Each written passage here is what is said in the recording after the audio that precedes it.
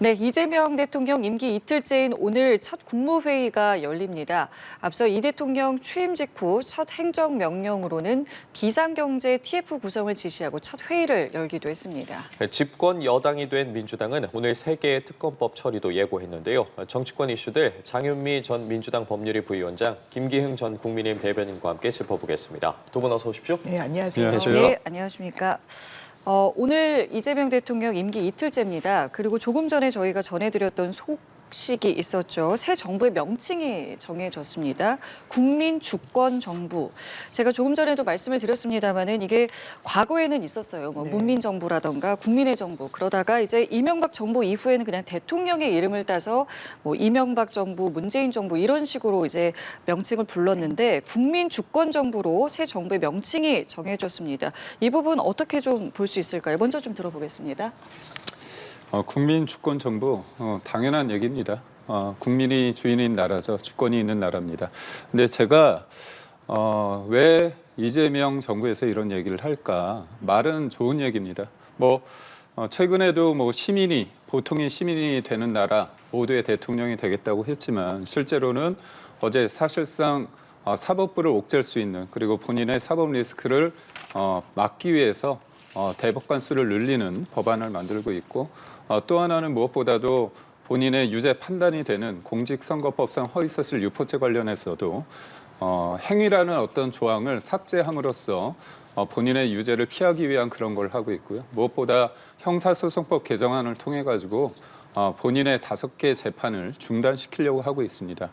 왜 그러느냐? 제가 볼 때는 이때 들어가는 내용이 국민주권이란 얘기를 할 겁니다. 왜냐? 본인은 국민의 주권에 의해서 선출된 대통령이라는 걸 강조할 겁니다. 민주주의를 구성하는 것에 있어서 가장 중요한 게 국민의 주권이나 어떤 민주적 정당성도 중요합니다. 근데 무엇보다 또 다른 한 축이 법치거든요. 근데 이 법치를 강조하지 않을 겁니다. 왜냐하면 본인이 유죄 판단을 받았기 때문에 그리고 5개 재판을 받고 있는 피고인 신분이기 때문에 이 부분이 굉장히 본인한테는 여러 가지 좀 눈에 거슬리는 눈의 가시처럼 생각될 여지가 있습니다. 그렇다면 결국은 이제까지의 어떤 사법 리스크와 이런 대법원의 어떤 판단, 그다음에 앞으로 이어질 어떤 그런 부분에 있어서 입법을 했을 때 입법에 대한 저항감이 있을 겁니다. 그때 내세우는 게 나는 국민의 선택에 의해서 국민주권, 선출된 권력이다. 이런 부분을 강조하기 위해서 이런 부분을 썼을 것 같습니다. 그러니까 저는 물론 이런 제가 좀 의심하는 이런 대목 말고도 본인의 어떤 선의가 있겠지만 제가 받아들이기로는 이 부분이 좀 크지 않을까 싶습니다. 물론 이 정부의 명칭을 설명하는 자리는 이제 앞으로 이제 또 마련을 하기 때문에 들어볼 수는 있겠습니다만은 일단은 대변인님께서 이게 사법 리스크와 좀 연결을 지어서 말씀을 하셨습니다. 그런데 이 정부의 명칭과 관련해서 말씀 주신 거는 좀 저는 논리적 정합성은 좀 맞지 않는다라고 생각이 들고요. 기본적으로 김영삼 전 대통령 문민정부라 칭했습니다. 왜냐하면 군사독재를 종식시키고 마침표를 찍고 이제 민간으로 그리고 국민의 선출된 민주주의 투표로 선출된 사실상의 이제 첫 이런 대통령이 아니겠느냐라는 이 군사독재의 마침표라는 의미, 그리고 노무현 정부 마찬가지로 참여정부 기저에 흘렀던 노무현이라는 어떻게 보면 이 주류가 아니었던 정치인에 대해서 시민들이 발굴을 했다라는 그런 의미, 그러니까 그 상징성과 같이 지향성을 좀 담아내는 이름을 채택을 했던 건데, 국민주권정부라는 건 이번 정부가 출범하게 된 거에는 내란의 종식 그리고 계엄의 마침표, 시민들의 이런 열망이 들어간 겁니다. 헌재에서도 판시했듯이 윤석열 전 대통령이 12월 3일에 했던 그 계엄, 불법성을 띠고 있고 그리고 국가 폭력을 환기시키고 시민들의 주권을 침해하려고 했고, 이것을 누가 이겨냈습니까? 누가 뚫어냈습니까? 정치권 거기에 지원했을 뿐이죠. 시민들이, 국민들이 거리에서 모든 열망을 담아서 민주주의를 회복시켰다는 점을 이 정부는 받들 수밖에 없는 부분이 있습니다. 그 가치를, 그 방향성을 가지고 국정 운영에 매진하겠다는 뜻에서 국민 주권 정부로 지칭을 한 게 아닌가 싶습니다. 예, 알겠습니다. 그리고 이재명 대통령 취임 후 1호 행정명령으로 비상경제점검 TF 구성을 지시하고 첫 회의를 열었습니다. 2시간 넘게 진행이 됐는데 일단 경제 살리기부터 나서는 모습으로 보입니다. 네, 민생이 중요하기 때문에 좀 맞는 행보 같습니다. 그런데 제가 이걸 보면서 조금 재밌는 풍경이 있었습니다. 뭐냐면 1호 행정명령으로 했다. 이건 누굴 따라하기냐? 트럼프 대통령이 취임 이후에 수많은 행정명령하면서 서명하는 거 있지 않습니까?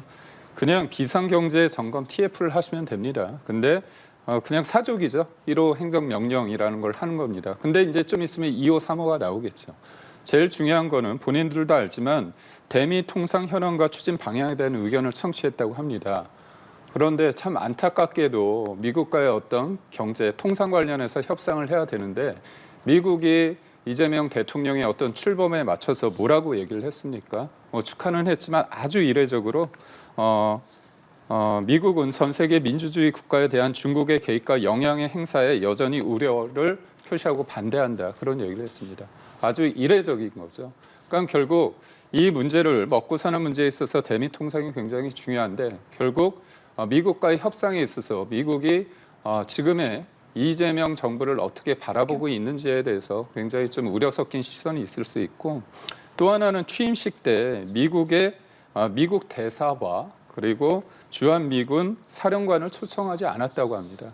8년 전에 있었던 문재인 전 대통령 취임 때도 그때도 이제 약식으로 했지만 그때 미국 대사와 그다음에 주한미군 사령관을 초청을 했습니다.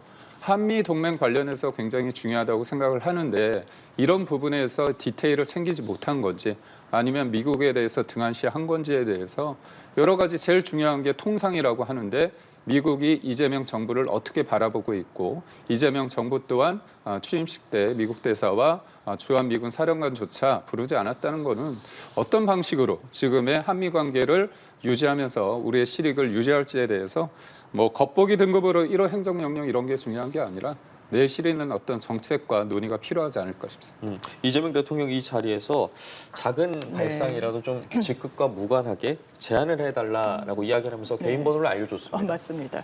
근데 주신 말씀에 조금만 반박한다면요. 저는 지금의 국민의힘은 한미동맹 언급할 자격이 대단히 부족하다고 생각합니다.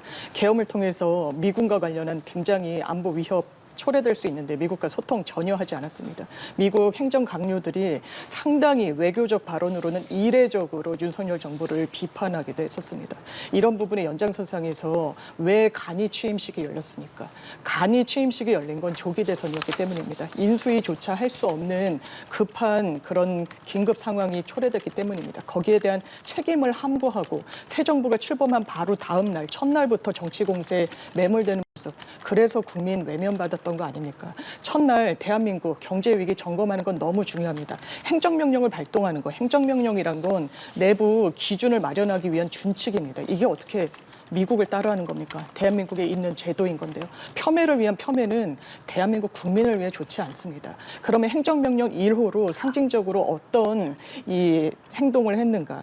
일단 비상경제점검 TF를 열었습니다. 기재부, 산자부, 국토부 그리고 여러 경제 부처 당사자들, 담당자들 불러서 지금의 관세 외교 이런 부분에 대한민국의 어려움 점검을 해야 정확한 대안이 나오는 거 아니겠습니까? 지금 대한민국의 경제성장률 제로에 수렴하고 있습니다. OECD에서는 1% 경제성장률 그것도 여러 차례 낮춰 잡아서 전망을 하고 있고 한국은행 역시 1%에도 미치지 못하는 0.8% 이런 대외 여건과 또 여러 대내적인 요건이 상당히 좋지 않기 때문에 이 부분에 대해서 신경을 쓰겠다. 일단 첫날 첫 공식 행보로서 이런 부분을 하는 게 시장에 긍정적인 신호로 미치기도 합니다. 주식 어땠습니까? 윤석열 전 대통령 취임 첫날 주식 하락세였습니다. 그런데 일단 시장에서 반응을 하고 있죠. 주식이 순항하고 있다라는 그런 점들. 그래서 개인기 전화번호도 이재명 대통령이 거기에 참석한 관료들하고 공유를 했다라는 거 아닙니까? 작은 아이디어라도 좋다. 지금 대한민국이 위기 상황이니까 어떤 의견이라도 청취할 테니 SNS, 전화, 문자 가리지 않고 언제든지 의견을 주십사. 이렇게 이야기하는 그 행보가 비판받을 것인지 좀 의문입니다. 알겠습니다. 자, 이렇게 이재명 대통령이 어제 용산 대통령실에서 업무를 하는데요. 이 정상적인 업무가 불가능한 환경을 보면서 꼭 무덤 같았다라는 입장을 내놨는데요. 관련 목소리 들어보시고 대담 이어가도록 하겠습니다. 지금 용산 사무실로 왔는데 꼭 무덤 같습니다. 아무도 없어요. 필기도구 제공해 줄 직원도 없군요. 컴퓨터도 없고 프린터도 없고. 오늘 민주당에서도 이런 이야기를 했습니다. 이렇게 새 정부 출범을 방해한 행위에 대해서는 좌시하지 않을 것이다. 이게 뭐 아무것도 없었다. 이게 말이 되느냐라고 오늘 아침에 민주당에서도 굉장히 강하게 발언을 했습니다. 뭐 정부가 바뀌었으니까 나가겠죠. 나갔을 텐데 저는 대통령의 인식이 조금 무섭습니다. 빈집 같다 그런 표현을 저 같으면 할 것 같은데 사람이 없었다. 좀 도와줄 사람이 왜 없을까? 뭐 정부가 바뀌었다고 해서 그런 거겠느냐 그렇게 얘기할 수 있는데 무덤 같다? 뭐 왜 저기에서 무덤이라는 단어가 나오는지 전 잘 모르겠습니다. 무덤 같다는 그 인식에 대해서 대통령의 인식에 대해서 저는 좀 궁금하기도 하고 저기에서 무덤이라는 어떤 죽음을 연상시키는 무덤이란 표현까지 하는 거에 대해서 그렇고요. 저는 정부가 바뀌었습니다. 그렇기 때문에 기존에 있던 사람들이 나왔겠죠. 그렇기 때문에 그러면 거기에 볼펜 한 자루도 없겠습니까? 그다음에 그 수많은 그 공간에 컴퓨터가 없겠습니까? 저는 말은 좀 지나쳤다고 보고 있고 저는 인사 부분에서 제가 좀 말씀드리고 싶은 게 김민석 총리, 그다음에 강훈식 비서실장, 그다음에 국정원장 관련해 가지고 이종석 국정원장. 저는 사실상 국회의원과 기존에 있던 운동권 출신의 사람들, 그다음에 노무현 정부 때 있었던 이념에 경도된 사람들을 모아놓은 어떻게 보면 그냥 친명 체제에 불과하다 그런 생각을 합니다. 사실상 본인은 모두의 대통령이라고 말씀을 하셨어요. 그렇지만 이번에 국무총리가 모두의 총리가 될 수 있다고 누가 생각하겠습니까? 말 그대로 전당대회 때 최고위원 들지도 못하는 사람인데 본인이 왜 이렇게 표가 안 나오지? 그런 사람 유튜브 하면서 차 안에 들어갔다가 그런 얘기를 하니까 수석 최고가 되지 않았습니까? 본인에 대해서 말을 잘 들을 수 있는 사람이라고 하면 총리가 아니라 비서실장을 하면 되는 거죠. 그리고 이종석 국정원장 관련해서 내정자 본다면 그분이 말씀하시는 게 내재적 접근법입니다. 북한을 어떻게 봅니까? 북한의 어떤 핵 개발에 대해서 미국이 공격할 수 있으니까 핵 개발할 수 있는 거 아니냐 그런 겁니다. 그렇다면 김민석 국무총리도 예전에 미 문화원을 점거하는 데 했었고요. 이종석 국정원장 내정자 같은 경우도 후보자 같은 경우도 자주파라고 일컬러서 미국이 볼 때는 굉장히 좀 불편할 수 있는 겁니다. 그런 측면에서 봤을 때 모두의 대통령이라 한다면 인사 첫 단추부터 모두의 대통령이 아니라 본인의 말을 잘 들을 수 있는 그런 인사를 어떻게 통합적인 인사라 그렇게 말할 수 있는지 궁금합니다. 예. 두 가지에 대한 답변을 네. 해주셨습니다. 일단 용산 집무실에 대한 네. 부분에 대해서도 말씀을 해주셔야 되겠고, 그다음에 지금 어제 있었던 이 인선과 관련해서도 이게 친명체제에 불과하다, 네. 통합인선은 절대 아니다라고 말씀을 해주셨습니다. 각각에 대해서 답 부탁드릴게요. 일단 이제 무덤 같았다라는 건 비유적 표현인데 실제로 업무를 보기 위해서 가봤더니 사람들도 한 명도 있지 않고 뭐 적게는 필기도구부터 그리고 인수인계를 하기 위한 여러 뭐 기록물들 전혀 보이지 않았었다라는 거 아니겠습니까? 그러니까 전 정부에 저는 뭐 보수 진보의 문제가 아니라 이건 국민을 섬기는 자세이고 그래도 국정 운영의 주체로서 대한민국을 운영했다면 이런 모습은 최소한 보이지 않는 게 국민들께 대한 예의가 아닌가라는 생각이 듭니다. 기본적으로 행정 공백이 불가피합니다. 인수인계가 뭐 지금 전 정부 이 대통령실의 입장에 따르면 우린 인수인계 잘했다, 뭐 기록도 남겨놨다라고는 합니다만 그래도 인적으로 만나서 이렇게 인계를 받을 부분도 있는데 그런 거엔 전혀 협조하지 않겠다는 의사를 사실상 이제 드러냈다는 부분, 이거는 민주당을 어렵게 하는 게 아닙니다. 국민들께서도 바로 새 정부 일단 선택을 하신 거고 제대로 순항할 수 있기를 원하실 텐데 이런 부분부터 협조하지 않았다는 거, 나아가서 이게 기록물이 제대로 있지 않다면 지금 뭐 그렇다라고 섣불리 진단하기는 어렵습니다만 대통령 기록물 관리법 위반 소지도 있을 수도 있습니다. 이런 부분과 관련해서 왜 그렇게 모든 걸 폐기하고 없애고 다 숨기고 이런 모습을 최소한 보이는 건지 좀 안타깝게 생각하고 있는 부분이 있고요. 그리고 지금 첫 인선들이 좀 나오고 있습니다. 뭐 미 문화원을 점검하고 이랬던 부분, 지금 이런 문제 제기 유효한지 의문입니다. 40년 전에 그 당시의 시대 정신이 운동권들이 왜 대한민국과 그 민주화를 위해서 싸우고 어쨌든 본인을 희생하려 했던 그런 부분까지 마치 악인 양 그리고 그것이 반미로 어떤 점철된 지금도 그 인식을 갖고 있느냐, 이런 저는 정치 공세에 동의하기 어렵습니다. 실제로 이 의원들이, 이 정치인들이 지금 서 있는 대한민국의 토양이 지금 그 당시에 80년대 독재와 같습니까? 그렇지 않습니다. 그리고 김민석 최고는 사선 의원이죠. 이 부분에 대해서는 그냥 뭐 비서실장급에 불과하다 하지만 야당을 예우하기 위한 그런 의도도 있는 겁니다. 야당과 소통할 수 있는. 그러니까 의원으로서 그리고 의회 경험이 있는, 그래서 국회의원으로서 야당과도 소통이 가능한 사람으로서 이런 부분도 고려를 해서, 왜냐하면 국무총리라는 건 야당 협조도 받아야 되니까요. 국회를 통과해야 되니까 어떻게 보면 예우라고 볼 수 있는 부분까지도 이건 무시다라고 이야기하는 거에는 정말 동의가 되지 않는다, 이런 생각이 들고, 이종석 국정원장 내정자 역시 뭐 비둘기파 매파라고 하면 비둘기파로 분류되는 부분이 있죠. 그런데 이제 NSC 업무와 관련해서 관장을 했었고, 지금 대북 관계에 대해서도 재정립이 필요한 이런 부분과 있어서 이런 부분 인사청문회에서 만약에 이 문제가 된다라고 생각한다면 이 어떤 문제 제기를 하면 되는 건데, 이 인사 자체가 그냥 잘못됐다. 왜냐하면 이 정부의 방향성은 전 정부와는 많이 다릅니다. 대북 관계도 우리가 관리하면서 가야 됩니다. 북한이 예뻐서 좋아서 그런 틀이 아닙니다. 왜냐하면 그래야 대한민국의 이른바 코리아 디스카운트가 저감될 수 있고 경제와도 맞물려서 이런 위험도를 낮출 수 있기 때문에 그런 전략적 고려가 있는 부분인데, 그런 부분까지 잘못됐다라는 그런 일변도로 하는 거. 많은 정치인들이 이야기하지만 정치 혐오, 지금 국민을 불안하게 했고 국민을 불행하게 했습니다. 이런 데 대한 반성적인 고려는 여야 모두 가져야 된다고 생각합니다. 예, 앞서 두 분 모시기 전에 오전에 김민석 국무총리 후보자 오늘 네. 출근길 인터뷰 저희 들어봤는데 네. 출근길에 뭐 여러 이야기를 했습니다. 그렇다면 이 발언과 관련해서도 좀 어떻게 들으셨는지도 여쭤볼게요. 제가 구체적인 내용을 듣지 예, 뭐 못해서요. IMF 뭐 위기 때와 네. 관련된 이야기도 했었고요. 네. 뭐 국무총리 후보 지명과 관련해서 뭐 그 입장도 뭐 밝히기도 했었고. 그러니까 무엇보다도 김민석 총리 내정자가 화합적, 통합적인 인사인지는 그건 당연한 거 아닌가요? 그러니까 김민석 의원의 형이란 분이 촛불 행동 관련해서 윤석열 정부 때부터 초반부터 끊임없이 탄핵을 말씀하셨고요.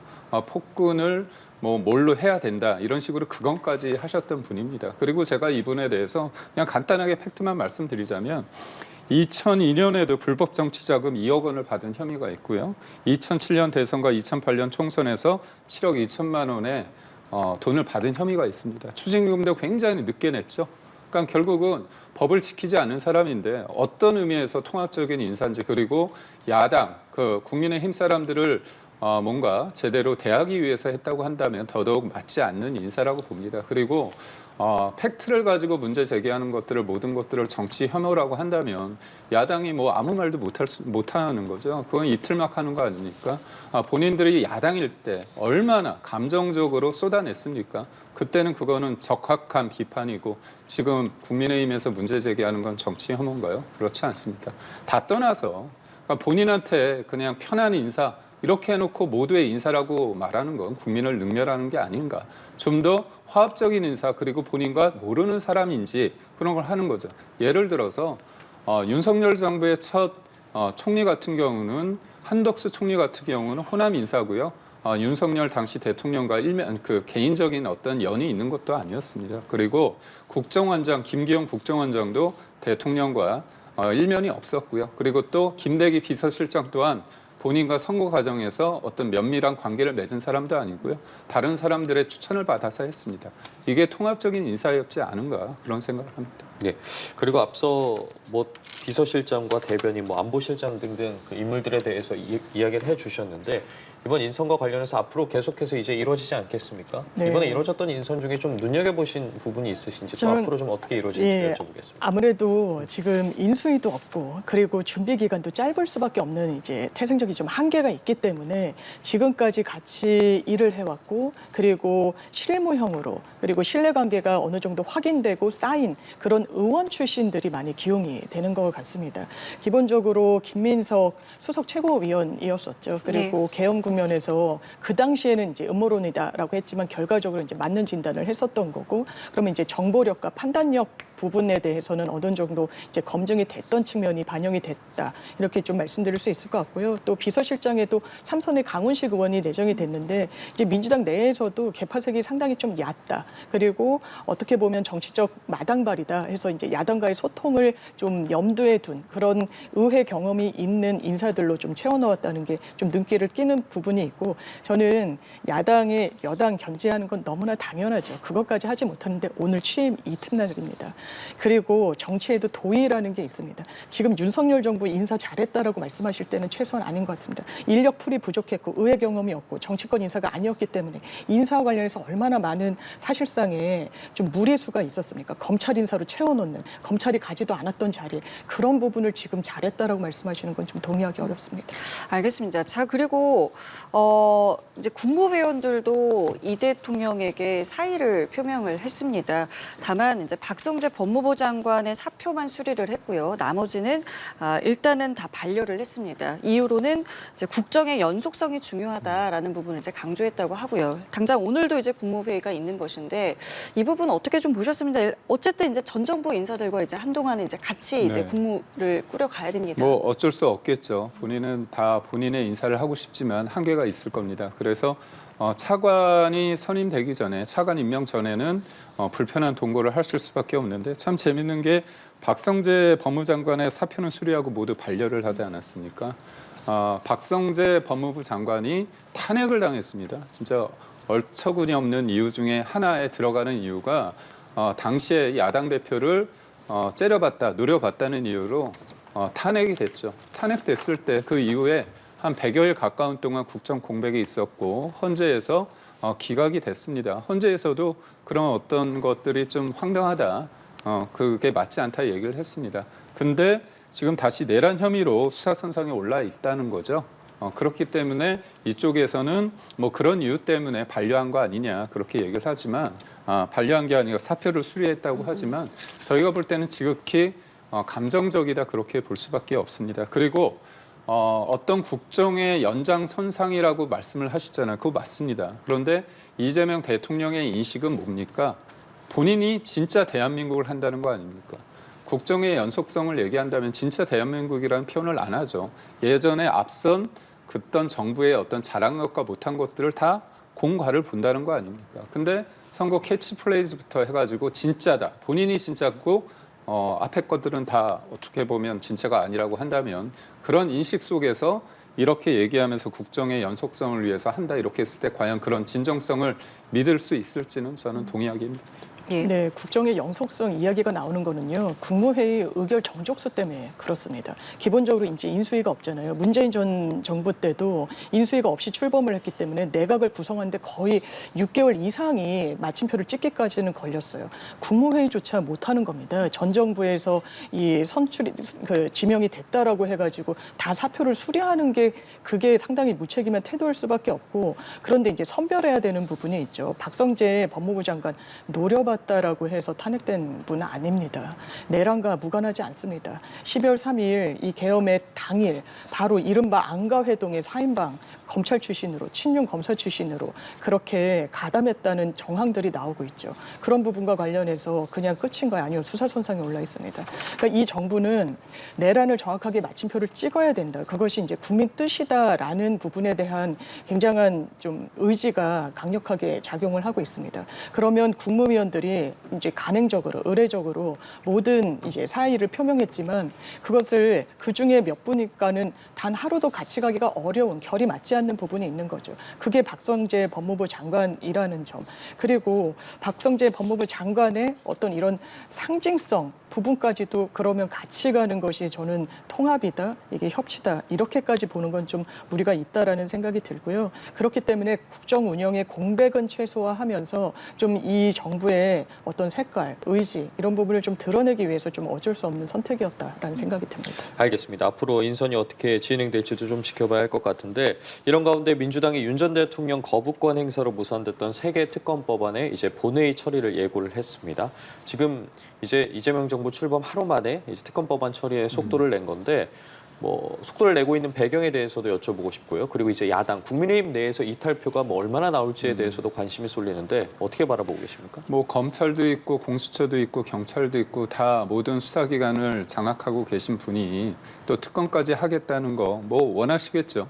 본인은 내란을 극복하겠다고 얘기를 하시고 내란을 어떻게 보면 종식시키겠다 계속 말씀을 하시고 있는데 그 인식의 차이가 저랑 좀 다른 것 같아요. 저는 지금 수사 중에 있습니다. 관련자뿐만이 아니라 윤석열 전 대통령도 헌재 결정에 따라 파면이 되고 형사 재판을 받고 있습니다. 관련자들도 재판을 받고 있죠. 근데 여기에 대해서 특검을 통해서 더 한 번 하겠다는 거 아닙니까? 본인은 그렇습니다. 잘못된 거는 바로 잡아야 된다고 봉합이 아니라 통합을 위해서라도 필요하다고 보는데 문재인 정부 5년 내내 적폐청산을 통해서 그렇게 했습니다. 적폐청산을 통해서 보수를 괴멸하는 데 있어서 그런 역할을 한 거죠. 국민들이 필요로 하는 게 뭔가에 대한 거는 다 알고 있지 않습니까? 사법부의 역할, 그다음에 수사기관의 역할이 있어서 그거는 놔두면 되는 겁니다. 근데 여기에서 정치권이 더해서 하겠다는 거죠. 이건 왜 그럴까요? 국정의 어떤 동력에 있어서 지금의 전 정권 수사를 통해서 국정 운영의 동력을 얻고자 하는 그런 어떤 유혹에서 자유롭지 못하다 그런 생각을 하는 것 같습니다. 저는 본인이 중도 보수를 굉장히 강조를 하셨다면 중도 보수에 대한 국민들 모두의 대통령이 되고자 하는 여러 가지 정책이 있을 겁니다.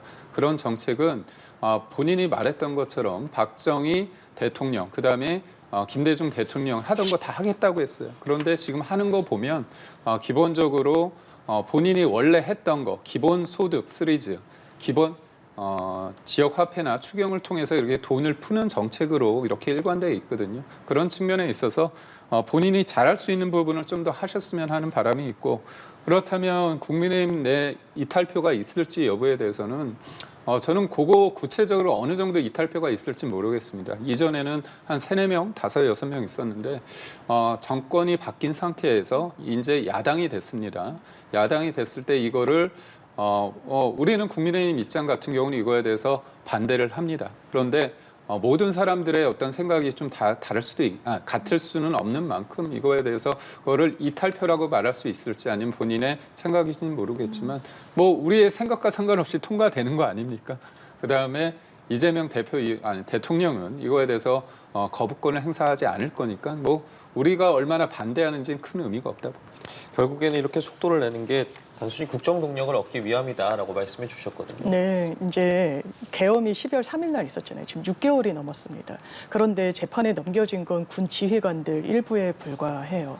수사가 상당히 답보 상태입니다. 6개월이 넘었기 때문에요. 국무위원들 최근에야 비로소 이제 한덕수 전 총리나 보면 본인이 항변했던 내용들, 나 전혀 몰랐고 포고령 검토도 하지 않았다. CCTV와 완전히 다르다는 겁니다. 이 부분 속도를 냈다라고 국민들이 생각하실까요? 저 아닐 거라고 생각합니다.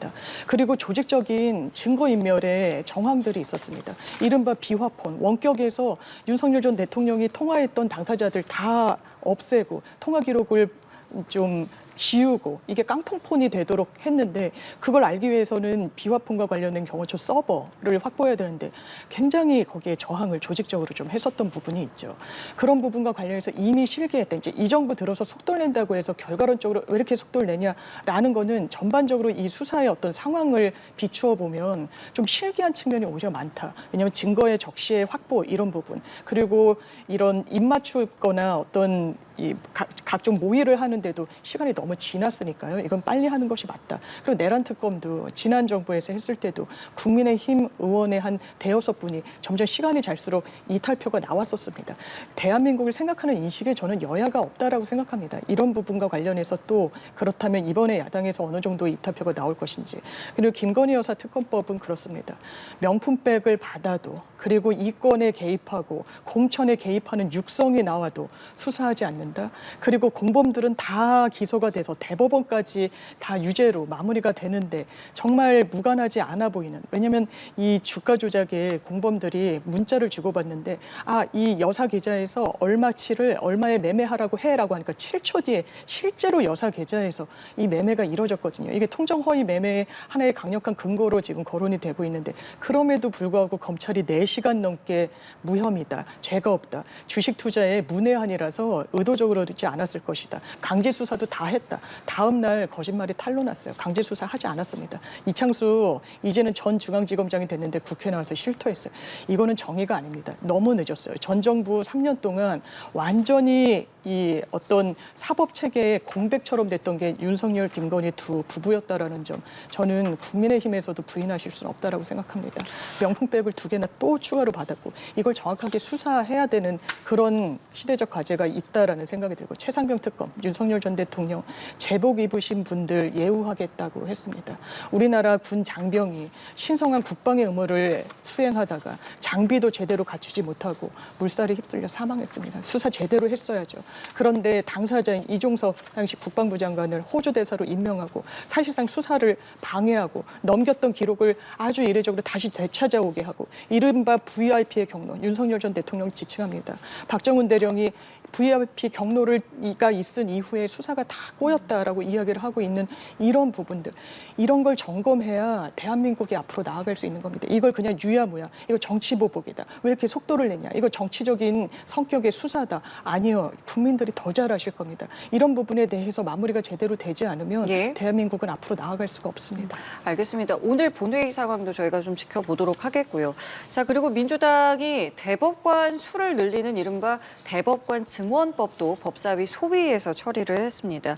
국민의힘에서는 반발의 목소리가 나왔는데요. 발언 모아봤습니다. 함께 들어보시죠. 논의가 본질을 꿰뚫지 못하는 그런 한계가 있어 왔습니다. 그래서 이것은 숙고와 수기의 문제가 아니라 결단의 문제라는 것이다.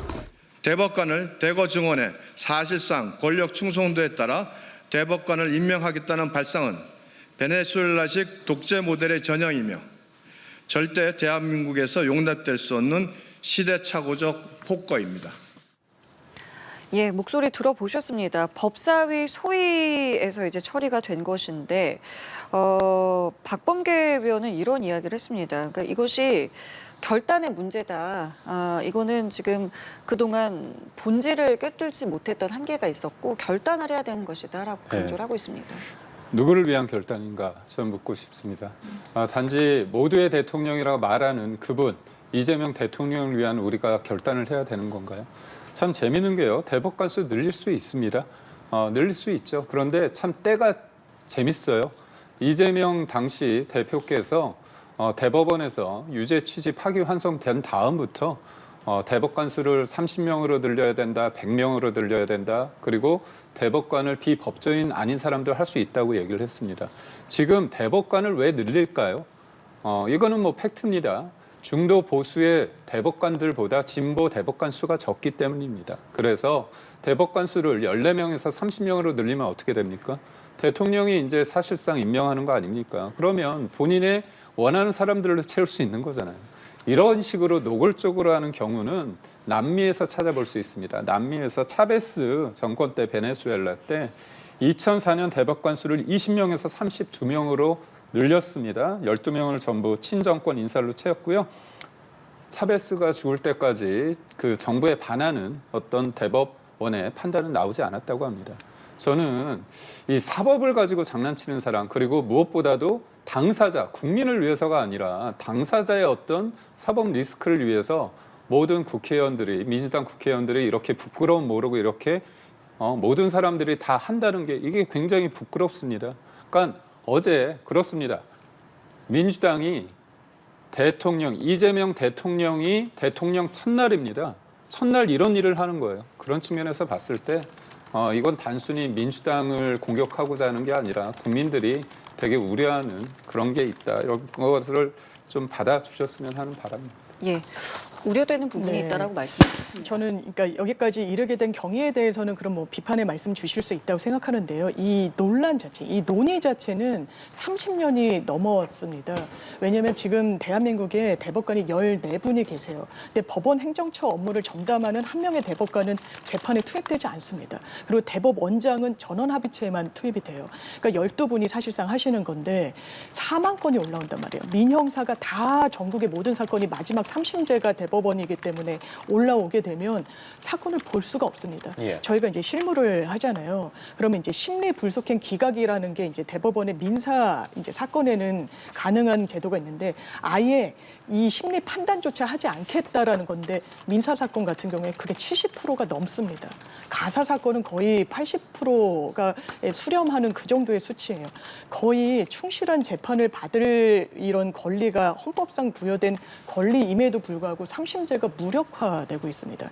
이거는 근본적으로는 이 숫자에 기인하는 측면이 상당히 많거든요. 그렇기 때문에 뭐 독일처럼 정말 뭐 100명 이렇게 갖고 있는 입법례도 있지만 대한민국에서 그런 거 대단히 급진적으로 또 받아들여질 그런 우려가 있고 그러면 한 30년 선을 그것도 이제 당장이 아니라 시간을 좀 두고 차츰차츰 늘려나가자.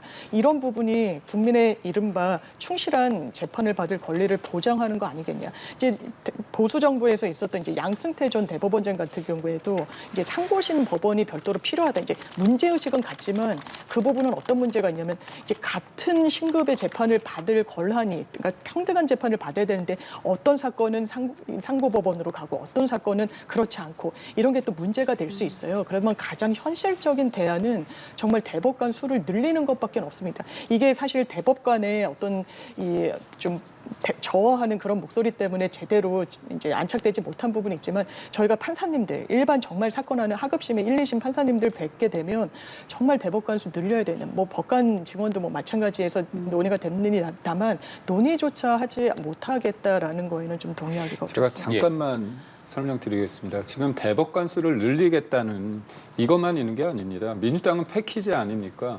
공직선거법상 허위사실 유포죄 관련해서 대법원에서 유죄 판단이 나오니까 그 법의 판단이 되는 그 행위를 아예 없애고자 법 자체를 바꾸고 있습니다. 그리고 또 하나 뭐가 있습니까? 형사소송법 개정안을 통해서 본인의 사법 리스크 5개 재판을 무조건 대통령 되면 중단시킨다는 거 아닙니까?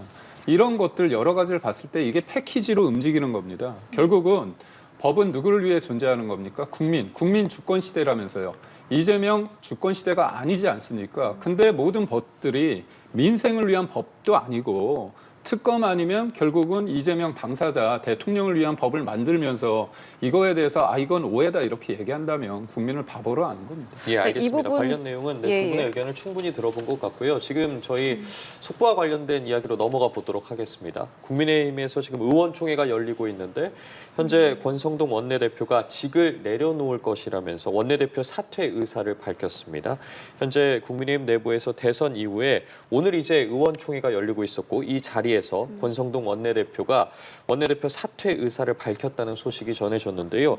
이 질문 바로 드려볼게요. 지금 대선 이후에 어쨌든 친윤계와 친한계가 그 패배 책임을 두고 여러 이야기 나오지 않았겠습니까? 지금 권성동 원내대표 직 내려놓겠다는 입장을 밝혔거든요. 저는 친윤계, 친한계가 뭐 이런 표현이 좀 그럴 수는 있지만 저도 당협위원장이고 한때 대변인이었기 때문에 말씀을 이렇게 적절한지 모르겠지만 지금 이거 가지고 당권 가지고 싸울 게 아니거든요. 그리고 친윤계가 있는지 모르겠습니다. 대통령이 파면이 됐고 정치는 굉장히 냉정합니다. 그래서 각자 어떻게 보면 다음을 위해서 뛰고 있습니다. 그렇기 때문에 친한계나 친윤계다 이런 프레임을 가지고 얘기하는 건 적절치 않은 것 같고요. 제가 볼 때는 그렇습니다. 한가한 거죠.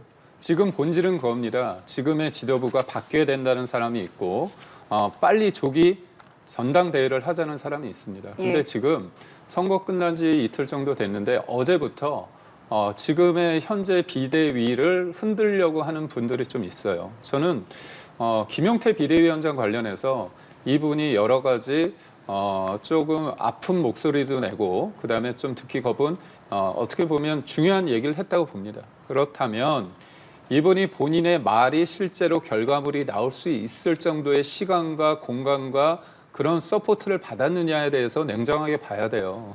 제가 볼 때는 아쉬움이 있습니다. 그렇다면 우리의 젊은 정치인으로서 소중한 비대위원장을 이번에 선거 결과에 따라서 무조건 바꿔야 된다. 저는 동의하지 않습니다. 좀 더 비대위 체제가 가면서 조기 전대가 필요하다면 그 시기를 논하면 되거든요. 지금 비대위원장, 원내대표 다 바뀐다고 하면 누군가는 또 비대위원장을 뽑겠죠. 그 또한 선출직이 아닙니다. 그렇기 때문에 정치적 어떤 정당성의 한계가 명확히 있다면 지금에 있는 상황에서 이 상황을 잘 추스리고 여러 차례 어떤 의총을 통해 가지고 방향성을 제시하고 그거를 디테일하게 채우는 그런 작업은 필요하다 이렇게. 알겠습니다. 앞서 현재 진행되고 있는 국민의힘 의원총회에서 네. 권성동 원내대표가 직을 내려놓겠다고 밝힌 부분에 대해서 예, 질문을 드렸었고 맞습니다. 이제 답변을 들을 차례였는데 국민의힘 내부 상황 좀 어떻게 바라보고 계십니까? 일단 어제까지만 해도 권선동 원내대표가 당내 단합 같은 걸 예. 좀 중요시해서 당장은 직에서 내려올 의사나 의지가 없나 보다라는 이제 평가가 나왔었는데 좀 전격적으로 이제 본인을 직을 내려놨지만 사실 너무나 실기하고 늦었다고 봐야 되는 게 맞을 것 같습니다. 권영세 당시 비대위원장이 그때 후보 교체와 관련한 그 무리수 그게 당원분들에 의해서 저지가 됐었거든요. 그때 사실 직을 내려놓는 게 어떻게 보면 자연스러울 텐데 대선 패배 이후까지 끌어왔다라는 점. 이제 대선 패배 이후에 국민의힘은 많은 언론이 전망하고 내부에 계신 분들도 말씀 주시듯이 이제는 정말 갈등이 수면 위로 올라올 겁니다. 대선이라는 큰 숙제를 이제 정치 결사체로서 치러야 되기 때문에 갈등 그리고 노선 투쟁 다 물밑에 넣어놨었던 건데 지금은 그럴 동인이 없어졌죠.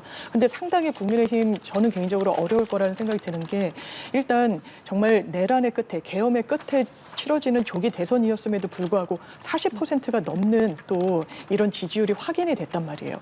그러면 이 부분은 어떻게 보면은 정말 괴멸적 수준의 참패는 우리가 막았다라는 신호로 가닿을 수 있습니다. 그리고 선거를 치렀던 주축인 이른바 친윤계가 우리가 확인한 40%를 우리의 코어 지지층으로 계속 가져가겠다라는 인식을 할 수 있을 것 같아요. 그런 동인이 있고. 그런데 국민의힘에 지금 많은 의원들, 지역구분들이 이른바 민주당으로서는 험지인 PK, TK 지역에 자리 잡고 계십니다. 그러면 본인의 기득권을 유지하는 데는 지금 이 대선의 참패 결과가 큰 여파가 없을 수도 있습니다. 당장 지방선거를 치러야 된다, 전국 단위의 선거를 치러야 된다라는 이런 명목 하에 기득권을 좀 연장시키는 그런 방향으로 갈 가능성이 매우 농후해요. 그 과정 중에 왜 계엄에 대해서 탄핵에 대해서 입장 정리가 제대로 되지 않느냐는 한동훈 전 대표 측과의 갈등 너무나 불가피해 보입니다. 그렇지만 지금 의석수나 어떤 이 정치적인 포션으로 보나 한동훈 전 대표 측이 열세이고 좀 소수인 측면이 있어서 이걸 과연 극복할 수 있을지 저는 국민의힘 외부자입니다만 최소한 계엄에 대해서는 정확한 입장 내고 윤석열 전 대통령 탄핵에 대해서도 이 부분을 필요했다는 입장이 국민의힘이 한 고비를 넘기 위해서는 필요한데 그것조차 주춤주춤하고 한동훈 전 대표 측을 직격하고 이런 모습이 나오고 있어서 이거 과연 내홍이 수습될 수 있을 것인가. 이후에 국민의힘이라는 이 정당이 한 지붕 아래 계속 존속이 될 수 있을 것인가도 좀 의구심이 제기됩니다. 물론 이제부터 이제 또 시작이기 때문에 어떤 방향으로 갈지는 지켜봐야 되는데 사실 어제 김문수 후보도 해단식에서 굉장히 좀 당을 향해서 좀 작심 비판하는 모습을 저희가 좀 볼 수 있었거든요. 앞으로 김문수 후보는 뭐 어떻게 좀 나올 것 같으세요? 어제 제가 좀 이례적으로 봤던 게 예. 원래 정치 문법에 따르면 굉장히 반성과 책임이라는 그런 부분으로 두 가지 키워드로 말씀을 하실 줄 알았는데 당내 어떤 변화, 쇄신 그런 얘기를 했고 또 무엇보다도 계엄을 했던 대통령의 뜻이 당에 일방적으로 관철된 데에 깊은 자성이 필요하다. 그러니까 계엄에 대해서도 예전보다 더 좀 진전된 입장을 보였습니다. 예. 이게 선거라는 과정은 그 선거를 통해서 당원과 그 지지하는 국민들이 갖게 하면서 김문수 후보의 어떤 리더십이 굉장히 강해졌습니다. 그리고 저도 몰랐는데 김문수 후보가 예전에는 그 야당이 지금은 여당이죠. 민주당의 어떤 프레임 속에서 극우 인사라는 그 틀 안에서 이렇게 많이 해석됐는데 알고 보니까 이분이 민주화 투쟁은 기본이지만 민주당 그 경기도지사 시절에 실제로 삼성전자가 해외로 나가는 데 있어서 이거를 설득하기 위해서 700번이 넘는 어떤 회의 찾아가서 얘기를 하고요. 그래서 세계 최대의 반도체 생산 기지를 평택에 유치하고 LCD를 또 파주에 유치하고 광교도 만들고 판교 테크노밸리도 만들고 GTX를 처음으로 제안하고 일을 진짜 많이 한 사람 아닙니까? 그리고 또 이 사람의 어떤 개인사, 뭐 가족 부분 면면을 보니까 이만한 사람이 참 없구나 그런 생각을 하는 겁니다. 그렇다면 대통령 후보로서 42%의 지지를 받았는데 이 지지율에 대해서 오만하면 안 되죠. 전 기회를 줬다고 봅니다. 더 처절한 어떤 반성을 통해야 되는데 그렇다면 이 지금 여러 가지 이견이 난무하는 그다음에 국민의힘이 변화가 필요하다고 했을 때 김문수 후보가 그럼 이 책임론에서 책임으로 인해서 이선으로 후퇴하느냐 아니면 이 사람을 통해서 한 번에 더 기회를 통해 가지고 더 처절한 쇄신과 반성과 혁신을 일컫느냐 했을 때 예. 당원들이 예전의 김문수에 비해서 선거 과정에 과정을 거치면서 김문수 후보에 대한 그런 마음이 커지지 않은가 싶습니다. 앞서 한동훈 전 네. 대표에 대한 어떤 전망을 해주셨는데 지금 말씀하신 것처럼 선거 기간 네, 동안 네. 어쨌든 김문수 후보를 둘러싼 뭐 여러 가지 것들이 이제 커졌다라고 가정을 한다면 김문수 후보의 향후 행보에 대해서는 또 저희가 어떻게 볼 수 있을까요? 지금 이제 말씀 들으니까 저는 이제 당권 도전이 좀 가시화되겠구나라는 생각이 김문수 듭니다. 후보의. 김문수 후보예요. 예. 그런데 한동훈 전 대표 역시 당권과 관련한 의지를 상당히 강력하게 피력하기도 했었고, 그러니까 이 부분이 정말 윤석열 전 대통령의 어떤 뜻 그리고 그 기조에 대한 노선으로 완전히 확연하게 좀 분리가 되는 것 같다는 생각이 들고요. 물론 이제 김문수 후보 같은 경우에는 패잔병은 말이 없다라고 합니다만 이거 대단히 이 윤석열 대통령을 위시한 그 지도부에 대해서 상당히 수위 높은 또 비판의 발언을 내기도 하셨거든요. 그래서 기조 변화가 어느 정도 있을지 이 부분에 대해서도 좀 살펴볼 부분인데, 아마 지금 제가 알기로는 국민의힘의 전당대회 일정까지 나오지 않고 지금 비대위 체제입니다만 이제 김용태 비대위원장의 임기 잔여 임기라는 게 권영세 비대위원장의 이 잔여 임기 이기 때문에 크게 많이 남지 않았고 거의 6월 말 정도면은 그렇죠. 이제 마무리가 지어져야 되고 새 지도부를 꾸리는 데 있어서 이미 신호탄이 쏘여졌다. 그러면서 지금 계속 분파된 여러 스펙트럼을 보여주는 것 같아요. 안철수 의원 같은 경우에도 김문수 후보를 대단히 전격적으로 지지하면서 친윤계와 원활한 어떤 좀 소통 그리고 긴밀한 협의 같은 모습을 좀 보여줌으로 인해서 친윤계에 어떻게 보면은 좀 적자의 성격으로 본인을 자리매김을 다시 한 측면이 있기도 하고, 그러면서 국민의힘이 당권 투쟁이 정말 가속화됐다. 하지만 이 부분과 관련해서도 이렇게 내부의 어떤 기득권을 좀 분점하기 위한 그런 투쟁으로 좀 보이는 부분이 있어서 정말 저는 정치에도 언젠가는 정답이 있는 그런 행보도 있다고 생각합니다. 기본적으로 모호하지만 여기에 대해서는 정말 윤석열 전 대통령과 지금이라도 늦었지만 이미 대선을 통해서 확인된 만큼 정확한 절연이 있어야 되고, 뭐 내란 특검이든 윤석열 전 대통령의 뭐 재구속이든 좀 전향적인 입장을 국민의힘이 내줘야 되는데 거기에 대해서도 일치된 의견이 없고 과거에 조금 함몰돼서 이제 노선 투쟁 그리고 당권 투쟁으로 좀 진입하는, 그냥 한 단계가 넘어가긴 했지만 이게 발전적 단계로 나아가고 있다는 인상은 국민들께서 많이는 못 받으실 것 같습니다. 알겠습니다. 오늘 두 분 말씀은 저희 여기까지 듣겠습니다. 지금까지 장윤미 전 민주당 법률위 부위원장, 김기흥 전 국민의힘 대변인과 함께했습니다. 두 분 고맙습니다. 감사합니다.